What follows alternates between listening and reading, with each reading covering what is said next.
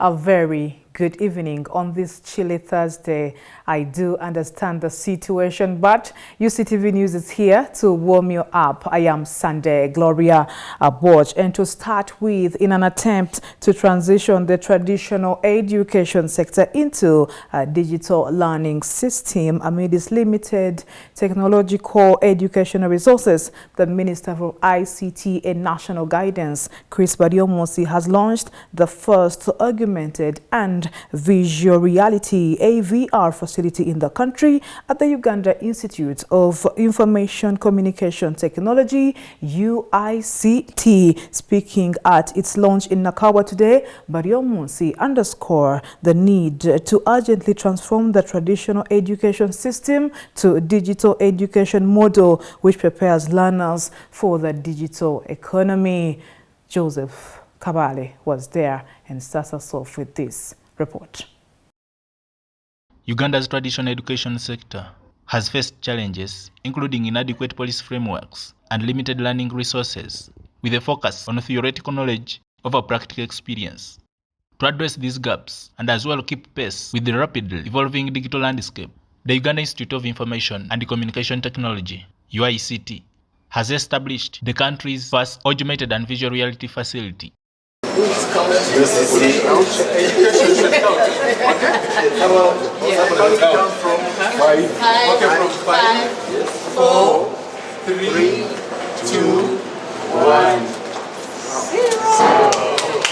Speaking at the inaugural official opening of the facility, the Minister for ICT and National Guidance, Chris Bariomosi, has underscored the urgent need to cast off the primitive traditional system of delivering educational services, which involves learners writing on the ground, for the advanced digital and technological ways.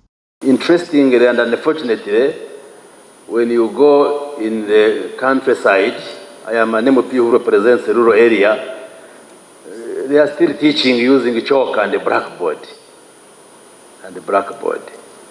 And we need to move away from that traditional technology to modern technologies of passing on knowledge and skills. Because now we have technology where I should be able to teach a class in Kanungu when I am seated in my office. Or children who are in a class in China and any country in Europe can be having a lecture, and a student here in Uganda is also part of that lecture. All these tools are now there. That's where we should move. Now, a technology like a tool like AVR makes passing on information and skills much easier than the way we studied. According to the Permanent Secretary to the ICT Ministry, Dr. Zawedde, the facility will address the challenge of limited learning resources, as learners will have the opportunity to experience an immersive, fiction real learning environment with the help of cutting-edge technology. In some labs, for example, as I was growing up, chemicals used to be very, very limited.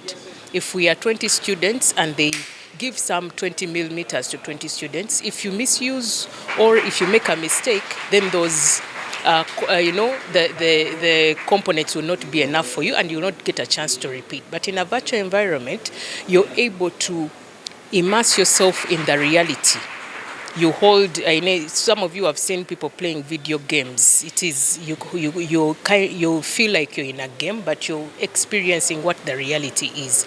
Some in the advanced world, they're using it for training pilots. They sit in an environment that is feels like an aeroplane and they drive through. They sit in an environment, if it is crew or air hostess, and they walk through the aeroplane. So similarly in this lab, we are going to be helping to support students who are doing science, technology, engineering, mathematics, and innovation.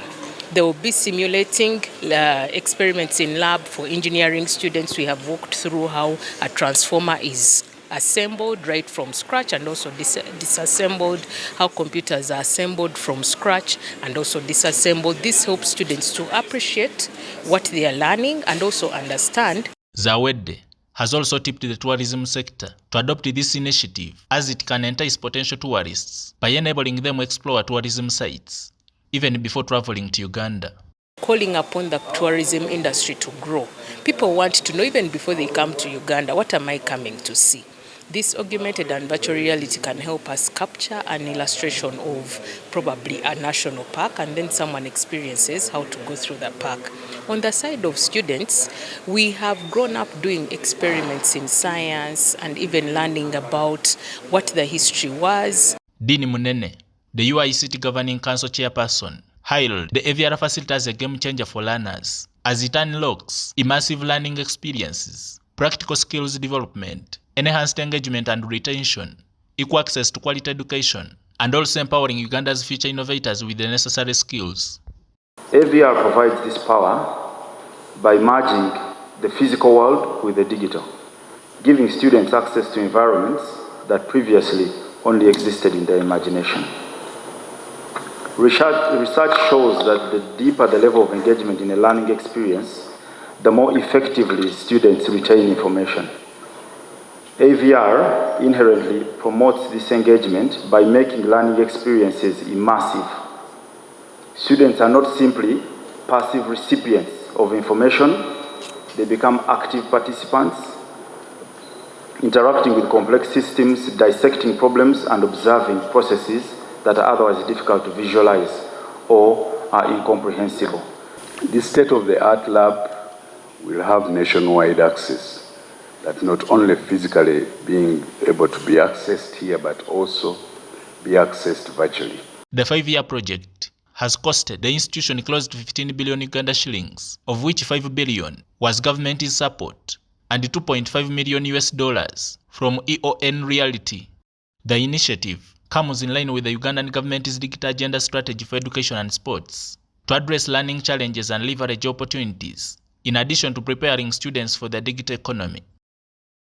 Joseph Kabale, Uctv News. Now, the Minister of Finance, Planning and Economic Development has issued a 3-month ultimatum for importers to register with the newly launched marine cargo insurance platform. The announcement made by the Finance Minister Mateka Saija through the Permanent Secretary Ramadan Gobi mandates that all importers insure their cargo locally. Those who fail to comply within the stipulated time frame will face legal action.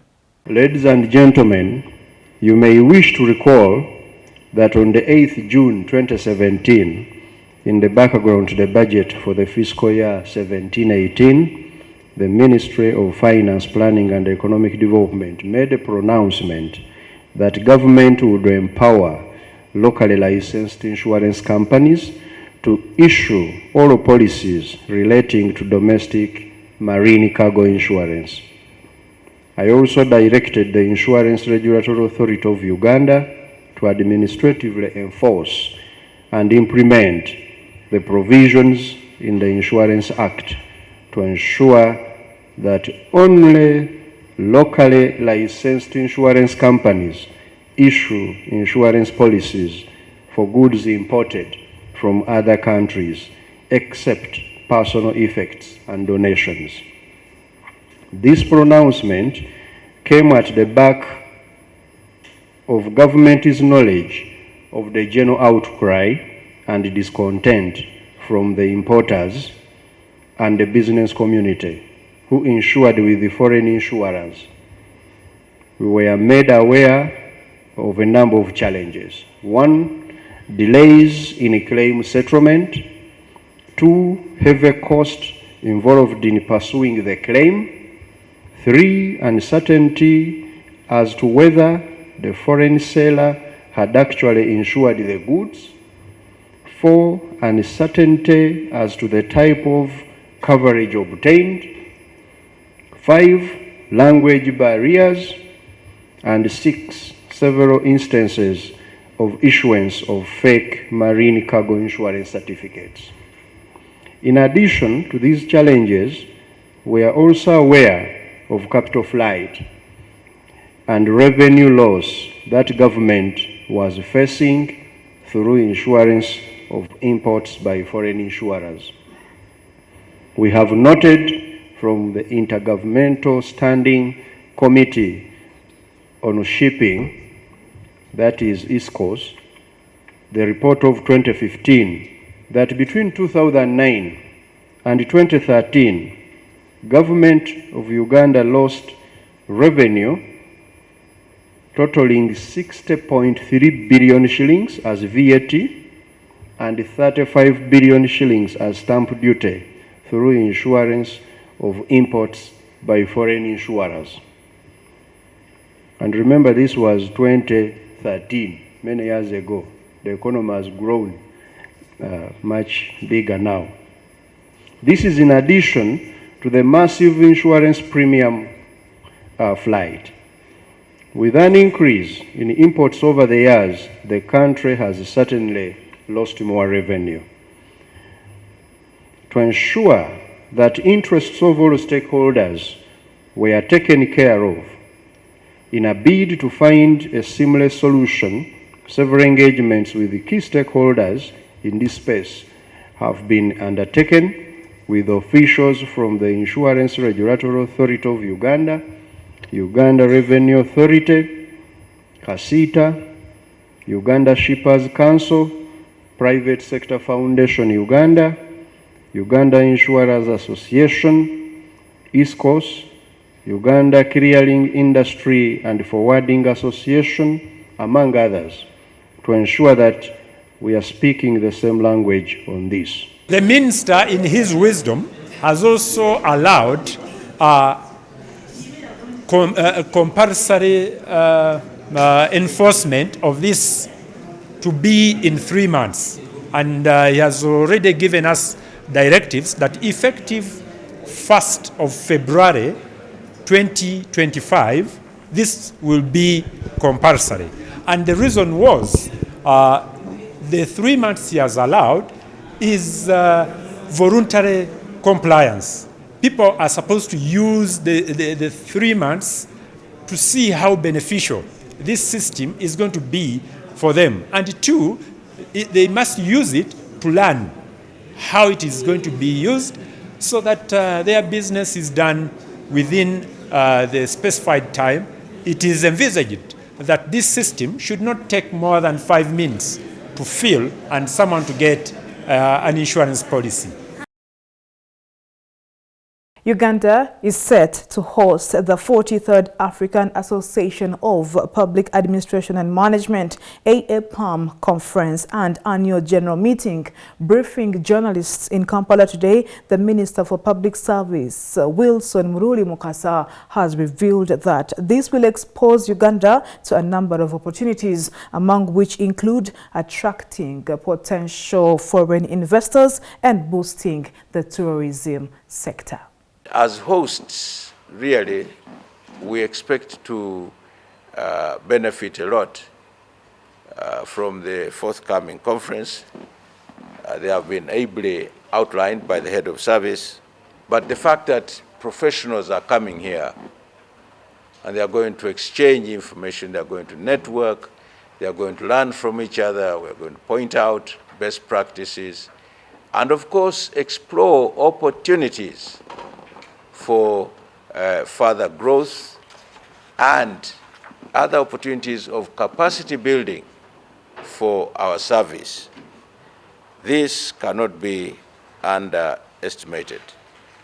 And of course, the local chapter here, the WAPAM, and all the other affiliates will be very, very active, and they'll be reaching out to their counterparts who are coming from the various parts of Africa. So it's going to be a very, very big conference with a rich program. We expect, the minimum of 700 delegates from all over Africa. French-speaking, Arabic-speaking, Portuguese-speaking, and of course English-speaking. And they will all be here those days. Apart from the key and core activities of the conference, which have been outlined by the head of service, we expect that the delegates who come will be able to reach out and explore Uganda. They interact with the Ugandans. They get to know who the Ugandans are, what the country looks like, the feel of the country. Thank you very much for watching UCTV News. We are going to take a break.